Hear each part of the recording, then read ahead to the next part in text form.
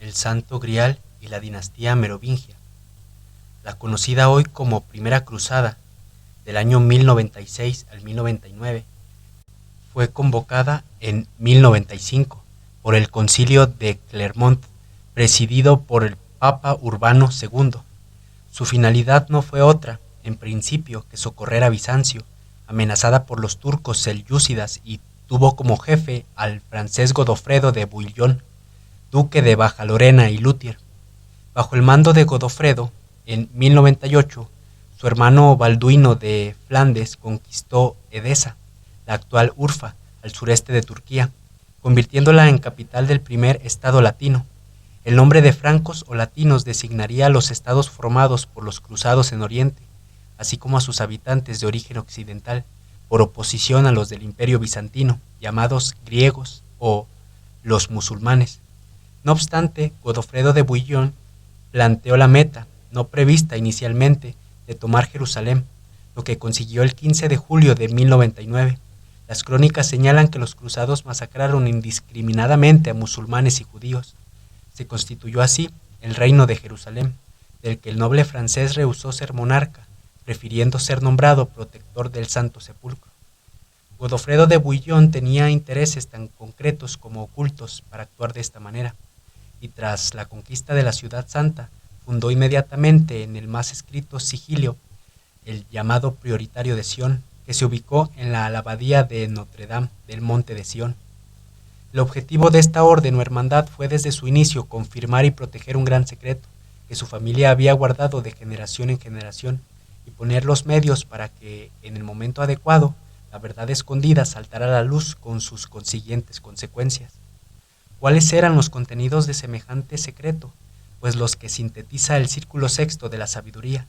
Por ello, el priorato conocía que el cristianismo es una fábula inventada por San Pablo y los suyos, que el Cristo que presentan los evangelios autorizados, resultado de la eliminación, tergiversación y censura de los escritos originales, nunca existió, pues el genuino fue un gran hombre y maestro místico, pero no hijo de Dios, y perteneció a la estirpe de David, enfrentándose a los romanos como legítimo heredero al trono de Israel, que Jesús se casó con una princesa del linaje de Benjamín, María Magdalena, y tuvo con ella una descendencia que se perpetuó en el sureste de Francia, emparentando con la realeza francesa de la casa merovingia, y que todo lo anterior ha sido ocultado y manipulado por la Iglesia en provecho propio y de sus ansias de poder y riqueza.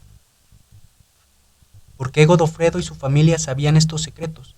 Para responder a esta pregunta hay que detenerse en el origen y desarrollo del linaje merovingio, que se remonta a un pueblo germánico, el sicambro, que apareció ya en el Círculo Sexto en relación con la descendencia de José de Arimatea. Dentro de los denominados bárbaros, los sicambros se incluían dentro de los francos y se asentaron en regiones de la Germania y la Galia, aprovechando el declive del Imperio Romano. Su origen remoto pudo hallarse en la antigua Grecia. Esto explicaría el nombre de ciudades francesas como Troyes y París. Y estaban convencidos de su ascendencia divina, pues creían proceder de un antepasado llamado Meroveo. De ahí lo de merovingios, que tuvo dos padres, un hombre, el rey Clodión, y otro, Dios, un pariente de Neptuno, un bagaje que le sirvió para lanzarse a la conquista paulatina de los territorios franceses, forjando una leyenda de reyes sacerdotes cuya fuerza residía en el cabello. Se les clasificó por ello de reyes melenudos. De entre sus monarcas sobresalió la figura de Clodoveo, que reinó casi 3 decenios, durante los que logró importantes éxitos militares y fortaleció el poder merovingio. En 486 derrotó al duque galo-romano Siagrio, hijo de Aegedius, terminando con los escasos restos de la herencia imperial y conquistando París, donde ubicó la capital 20 años después.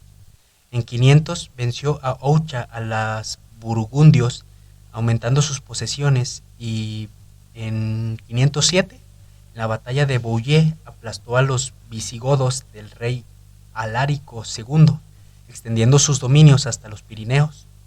Clodoveo contrajo matrimonio con Clotilde, sobrina del rey burgundio Genbaldo, con la que tuvo 3 hijos, Clodomiro, Childeberto y Clotario. y bajo su influjo abjuró del arrianismo convirtiéndose al catolicismo romano, a cambio de lo cual la Iglesia le confirmó el título de Novus Constantinus y heredero del Sacro Imperio Romano. El bautismo del rey, 3000 guerreros francos, se produjo en Reims el 28 de marzo de 496, sentando el precedente de la investidura canónica de los soberanos franceses en la citada ciudad. Se mantendrá con raras excepciones hasta Carlos X en 1824, y dejando a Clodoveo como líder de los católicos frente a los soberanos arrios. Al expandir sus señoríos hasta tierras pirenaicas, los merovingios entraron en contacto con los descendientes de Jesús y María Magdalena, que mantenían su influencia en el reino de Septimania, entre Nimes, Narbona y los Pirineos, sobre el que los visigodos conservaron el control aún después de la derrota de Bouillé y lo afianzaron tras el llamado desastre de Carcasona en el año 589, donde Gortrán de Borgoña perdió entre ellos.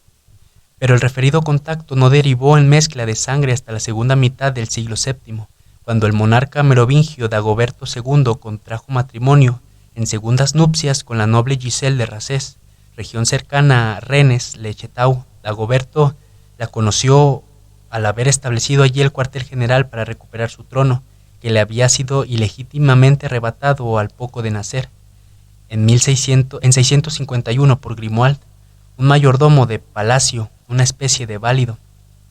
Recobrando el trono, Dagoberto y Giselle tuvieron 2 niñas y un hijo varón, Sigisberto, que personificó el arranque de una estirpe fruto de la unión entre los merovingios y los descendientes de la Sang Real o Santo Grial, un hecho de indudable calado y enormes consecuencias potenciales que provocó una rápida y violenta reacción auspiciada por las autoridades eclesiásticas.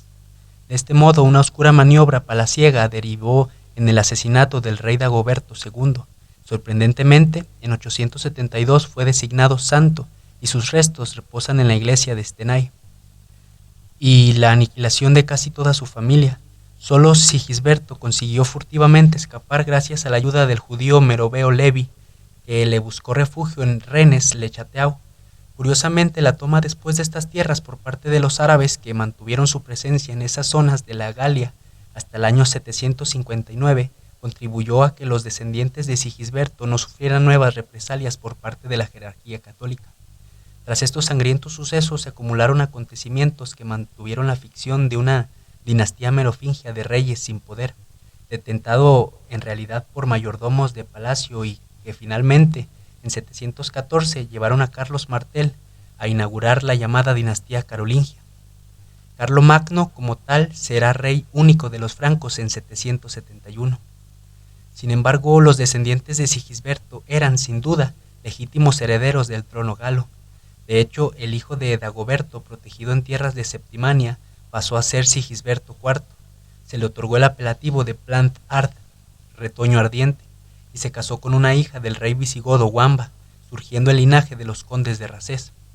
A esta línea pertenecieron los Blanchefort, que tendrán estrechas relaciones con cátaros y templarios, y mucho antes Guillem de Gelonais, uno de los principales caballeros de Carlomagno y conde de Toulouse y Racés hasta su muerte.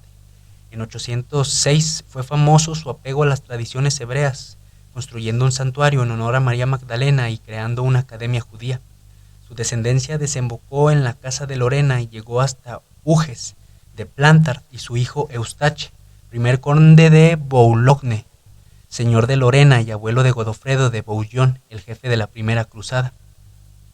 La existencia de manuscritos y restos arqueológicos en Rennes-le-Château y zonas colindantes a propósito de todo lo que se acaba de exponer ha sido documentada en época reciente por los autores de la obra El Enigma Sagrado, citada al cierre del capítulo anterior, enlazando con la actividad desarrollada en la villa francesa en los últimos lustros del siglo XIX y primeros del siglo XX, por el sacerdote Francois Berenger Sauniere, asociado al priorato de Sion según Les Dossiers Secrets, a los que se hará mención más adelante.